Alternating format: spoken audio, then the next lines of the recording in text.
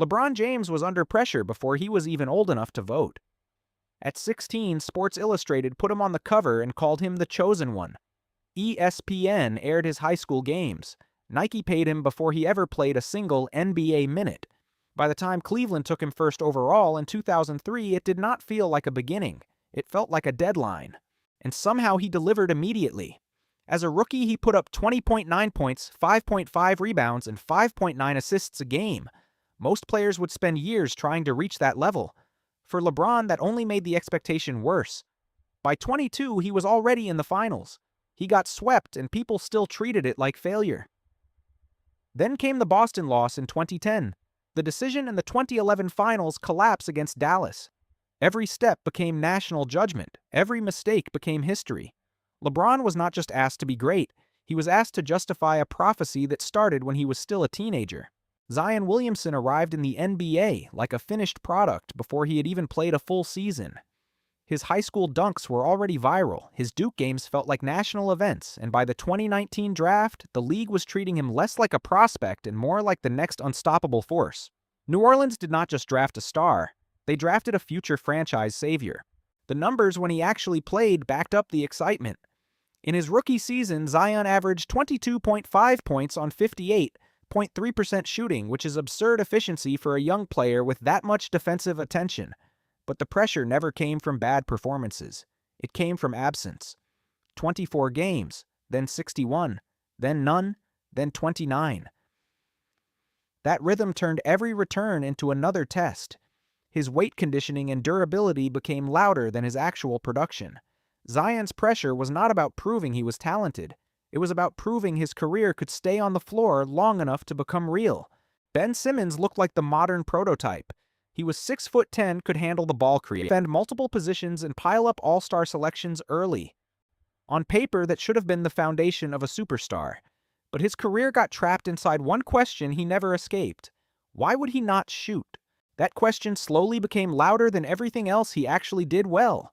Across multiple seasons, defenses stopped respecting him outside the paint. It changed spacing, changed playoff possessions, and eventually changed how the entire league talked about him.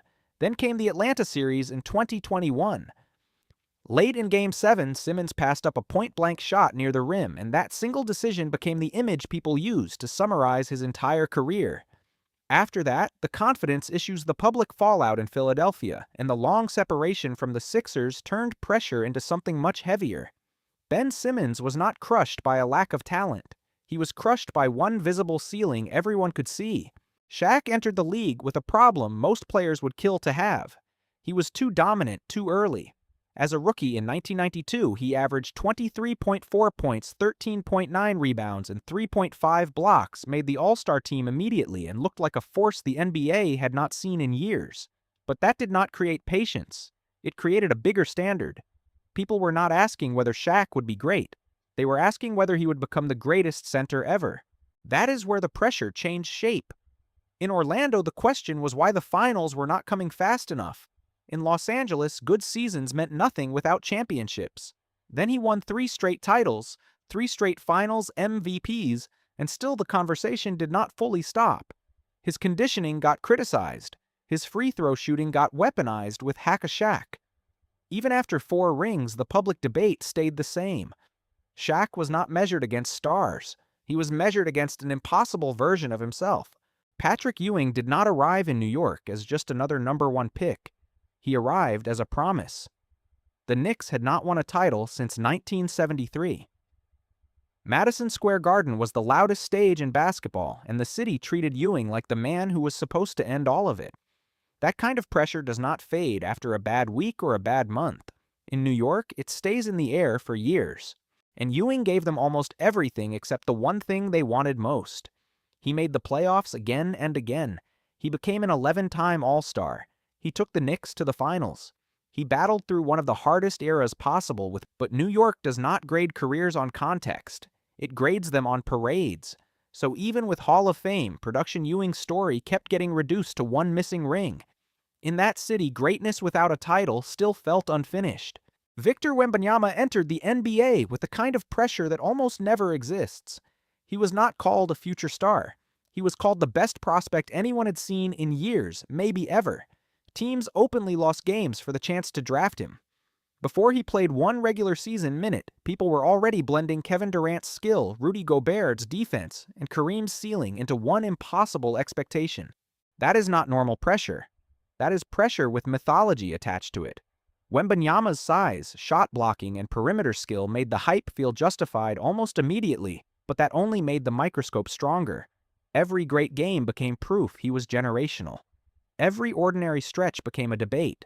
And hanging over all of it is the same fear that follows every extremely tall superstar: can the body survive? The burden San Antonio is building its future around him already. He is not being asked to become special. He is being asked to become historic. Subscribe for more NBA pressure stories. Back to it. Anthony Davis never had to prove he was gifted. He had to prove his body would stop interrupting it. From Kentucky to the NBA, the talent was obvious. He was the first pick in 2012, won a national title in college, averaged 4.7 blocks. There then quickly became one of the league's most dominant two-way big men. In New Orleans, the numbers were elite. The wins were not. That is when the pressure changed. He was no longer judged by talent. He was judged by whether he could carry a franchise.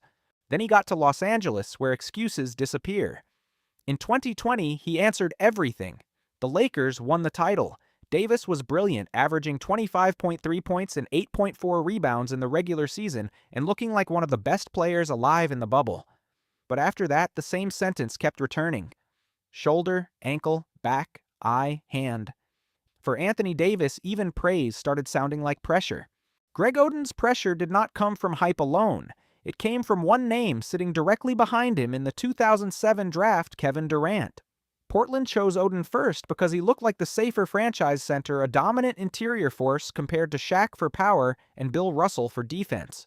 That kind of profile already carried enormous weight, but once the injuries started, the pressure became something crueler.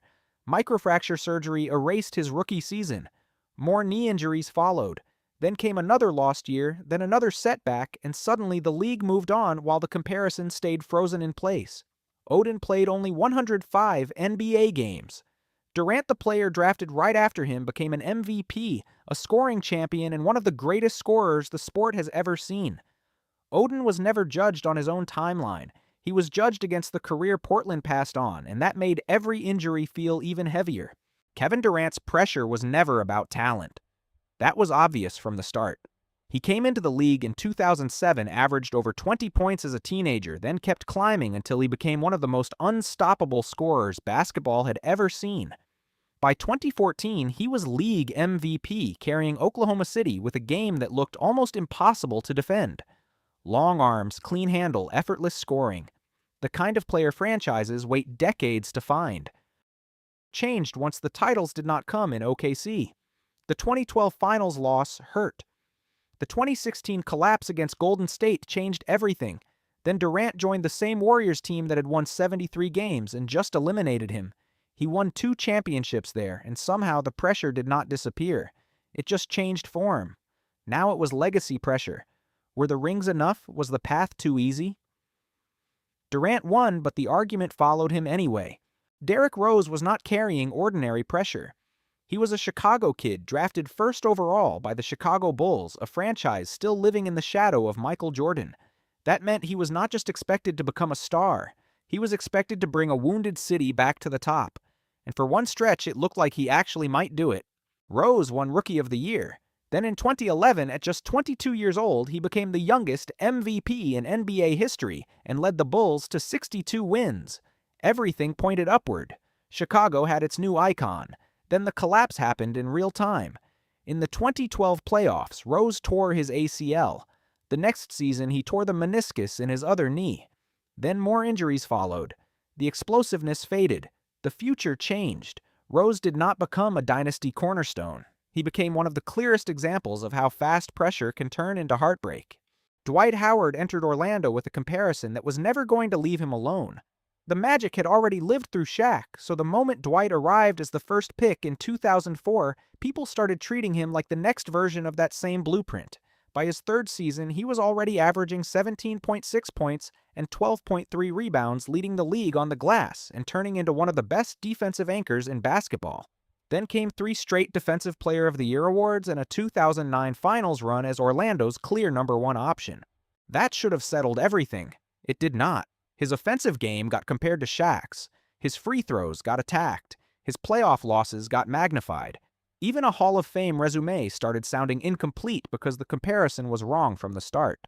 Dwight was not judged as Dwight Howard. He was judged as the version of Shaq people wanted him to become. Yao Ming did not enter the NBA carrying normal superstar pressure. He arrived carrying a country. When Houston took him first overall in 2002, he was not viewed as just a franchise center. He was seen as a symbol of China stepping onto the biggest basketball stage in the world. Every game mattered beyond the Rockets. Every performance was being judged by fans, media, and an entire international audience waiting to see whether he truly belonged. And for a while, he absolutely did. Yao became an 8-time All-Star, developed into one of the league's most skilled big men, and helped turn Houston into a serious playoff team. But the pressure around him never stayed simple. His All-Star selections sparked debates about popularity versus merit. Then the injuries took over. Foot problems, ankle issues, surgeries, missed seasons. The career never got the uninterrupted run it needed.